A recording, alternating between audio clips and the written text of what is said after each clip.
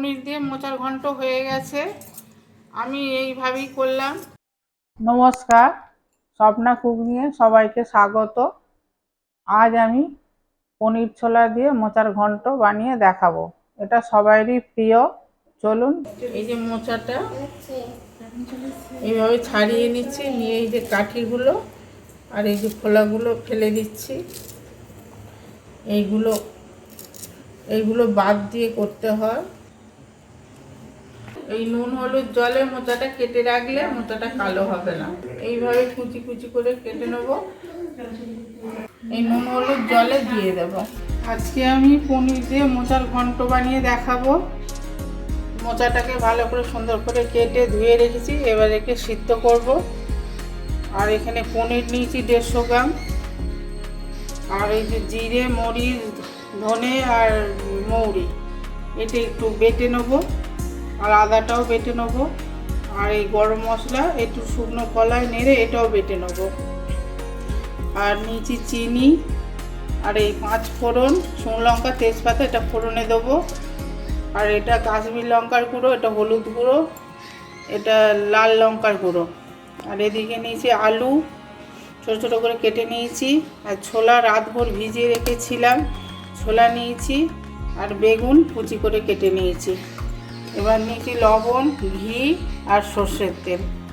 ব্যাস এইগুলো দিয়ে আমি আজকে মোচার ঘন্ট বানিয়ে দেখাবো। মোচাটা সিদ্ধ বসিয়ে দেবো, নুন হলুদ দিয়ে কেটে আপনাদের দেখিয়েছিলাম। এবার সিদ্ধর সময়ও একটু নুন হলুদ দিয়ে দেব। এই যে কড়াই জল দিয়ে দেবো, মোচাটা সিদ্ধ করব। এই যে 1 চামচ লবণ দিয়ে দিলাম, অল্প একটু হলুদ দিয়ে দিলাম। এই যে মোচাটা এতে দিয়ে দেব।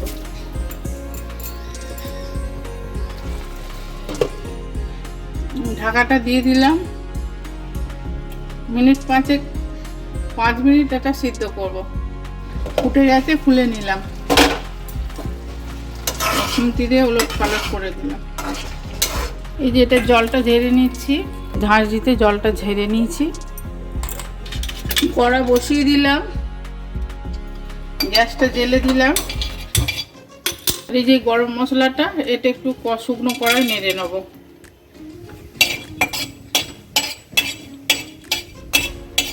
এই যে গরম মশলাটা একটু শুকনো কড়াই নেড়ে নিয়েছি, এটাকে পিষে নেব। মশলাটাও একটু শুকনো কড়াই নেড়ে নেবো। এই যে একটা শুকনো লঙ্কা দিয়েছি, দিয়ে এটাও নেড়ে নেব। হয়ে গেছে, এটা নামিয়ে দেবো। এই যে ভেজে রাখা গরম মশলাটা বেটে নেব। এই যে গরম মশলাটা বাটা হয়ে গেছে। জিরে, মরিচ, মৌরি আর একটা শুকনো লঙ্কা, এটা বেটে নিচ্ছি। 3টে কাঁচা লঙ্কা নিয়ে নিচ্ছি, একসাথে পিষে নেব।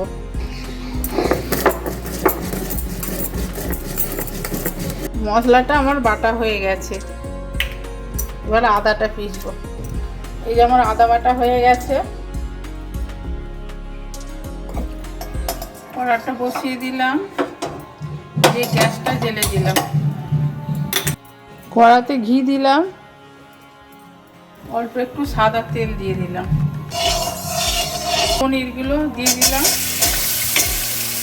অল্প লবণ দিলাম, হলুদ দিলাম।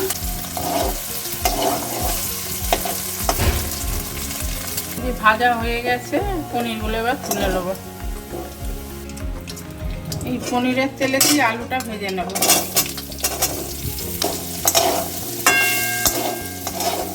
এই বেগুনটাও দিয়ে দেবো, এতে ভেজে নেব।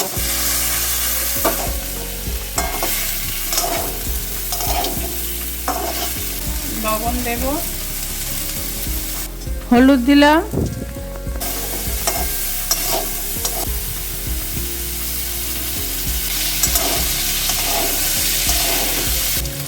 ছোলাগুলো এতে নেড়ে নেব।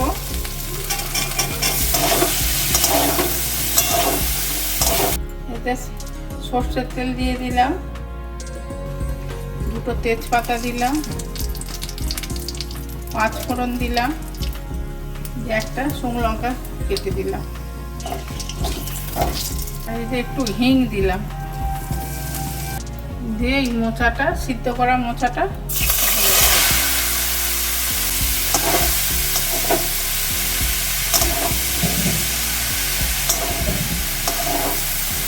আদা বেটেছিলাম, আদা বাটাটা দিয়ে দিলাম। জিরে বেটেছিলাম, জিরেটা দিয়ে দিলাম।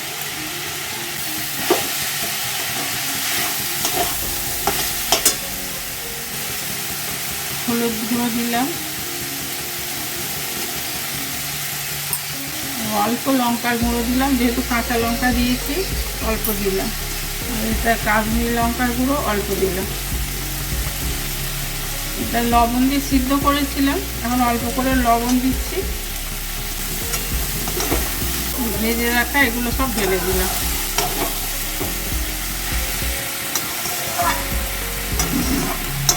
গরম জল দিয়ে দিচ্ছি।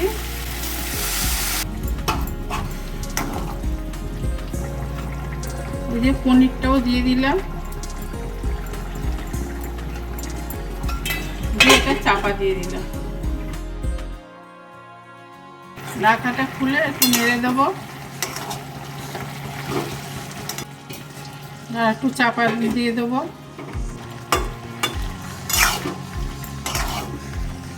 অল্প একটু চিনি দিলাম, এই যে ঘি 1 চামচ দিয়ে দিলাম, আর এই যে গরম মশলাটা দিয়ে দিলাম। মোচার ঘন্ট হয়ে গেল, চাপা দিয়ে দিলাম। পনির দিয়ে মোচার ঘন্ট হয়ে গেছে। আমি এইভাবেই করলাম, আপনারাও এইভাবেই করবেন, দেখবেন খুবই ভালো লাগবে। ছোলা পনির দিয়ে নিরামিষ মোচার ঘন্ট বানানো আমার হয়ে গেছে। দেখতে খুবই ভালো লাগছে, আপনারাও এইভাবে বানাবেন। কেমন হয়েছে জানাবেন, আর যদি ভালো লেগে থাকে একটা লাইক করবেন আর শেয়ার করে দেবেন, আর নতুন নতুন রান্নার জন্য সাবস্ক্রাইব করে দেবেন। নমস্কার।